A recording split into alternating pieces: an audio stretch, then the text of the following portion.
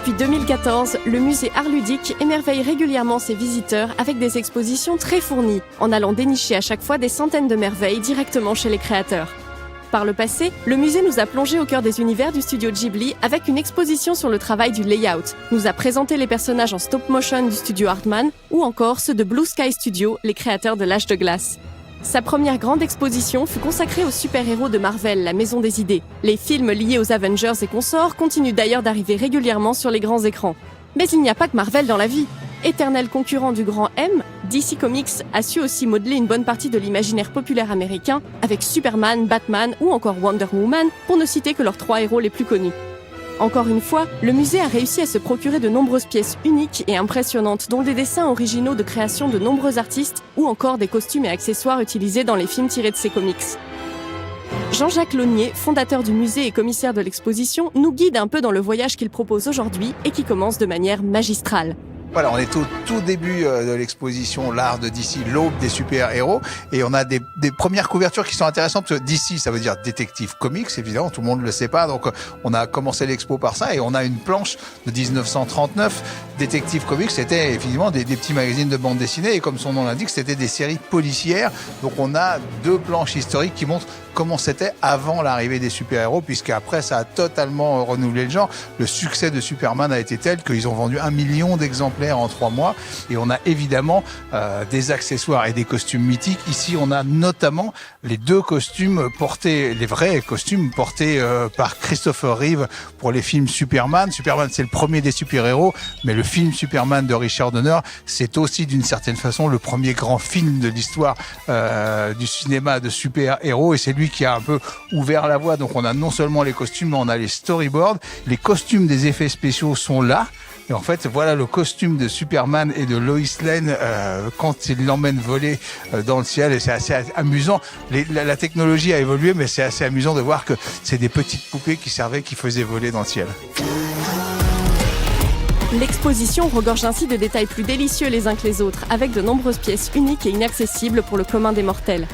À n'en pas douter, ce fut encore un défi logistique impressionnant pour faire venir tous ces trésors dans le musée. Un exploit qui n'aurait pas été réalisable sans des partenaires comme Warner ou DC qui ont ouvert leurs portes aux organisateurs pour leur permettre de plonger sur place, aux États-Unis, dans de véritables cavernes au trésor. C'est une boîte de merveilles de 30 000 mètres carrés. Il y a une espèce de garage de Batmobile, on dirait un parking. Oui, non, c'est vrai qu'on est très fiers. Le musée maintenant commence vraiment à être connu dans le monde entier. Nos expos créées souvent pour la plupart par notre équipe tournent dans le monde entier, en Australie, en Allemagne, aux États-Unis. Et du coup, c'est vrai qu'ils ont une vraie confiance qui s'est instaurée. On a peut-être un savoir-faire au sens où on écrit vraiment les expositions. On revient sur l'historique, le philosophique, l'artistique. Et donc, il y a une vraie confiance. Et on a été très touché parce que tout le monde s'est impliqué, d'ici autant que Warner, les artistes de bande dessinée autant que les réalisateurs qui ont pris du temps. Christopher Nolan est en train de tourner un film, mais néanmoins il s'est arrêté pour venir répondre à nos questions. Zack Snyder, enfin tous ces gens-là ont participé à l'expo. Des témoignages vidéo participent aussi à la grande richesse de l'exposition qui se concentre évidemment sur une infime partie de la création immense de DC Comics. La scénographie est très soignée, le musée ayant fait entièrement peau neuve pour cette exposition. Chaque univers met en place une ambiance correspondant aux héros et à leur histoire, allant du plus flashy au plus sombre. On est dans une des salles où on a disposé des costumes, Michael Keaton, mais aussi le Joker. Et voilà, ce côté complètement délirant, un peu années 80 de Jack Nicholson, et puis les cartes à jouer qu'on a mis effectivement sur les murs. Enfin, le Joker vient du XIVe siècle, de l'homme qui rit, comme je l'évoquais. Et puis on va après traverser les salles. Cette promenade nous montre l'évolution qu'un personnage comme Batman a pu connaître de ses premiers pas en BD, puis à l'écran, en passant du style gothique de Tim Burton au kitsch fluo pétant des films de Joel Schumacher, avant d'arriver à l'ère plus sombre des longs métrages imaginés par Christopher Nolan. À ce moment du parcours, les visiteurs sont alors accueillis par l'imposante statue de Batman, dévoilée à la fin du film The Dark Knight Rises, réalisé en 2012. Évidemment, on va passer dans des salles, on va évoluer. Donc les personnages évoluent avec leur époque, le propos évolue avec son époque.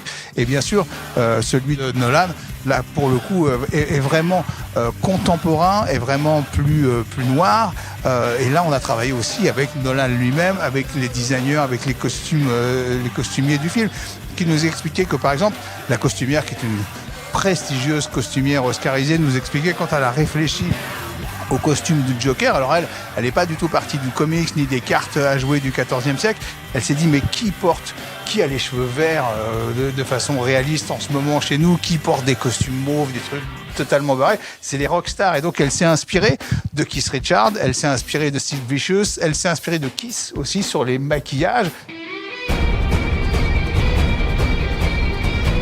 Lindy Hemming, costumière britannique oscarisée pour son travail sur le film Topsy-Turvy de Mike Leigh en 2008, a en effet travaillé sur de nombreux films pour Hollywood, que ce soit James Bond, Tomb Raider ou bien sûr la trilogie Dark Knight de Nolan, jusqu'à Wonder Woman qui s'apprête à débarquer sur les écrans en juin 2017. Elle avait fait le déplacement à Paris pour le début de l'exposition pour parler un peu de son métier qui, l'air de rien, peut faire peser sur les artistes une certaine pression. However, there's a huge extra responsibility when you design any iconic figure, and I mean from that I mean James Bond through to Wonder Woman, Superman, Batman. All of these designers have had the same problems or considerations, which is that first of all there's a huge number of fans who have great expectations of what you will do and hoping what you don't do. And your job is not to think about that too much, except to always try not to put your own design ego into it, but to kind of try and channel the character of the superhero throughout time into what you're going to do.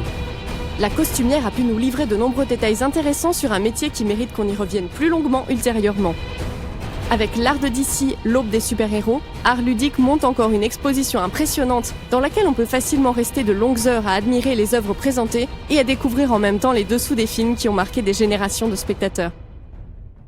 Le musée montre à quel point, derrière les grandes productions du jeu vidéo, du manga, de l'animation, il y a avant tout des artistes qui dessinent, qui font de la peinture, qui font de la sculpture.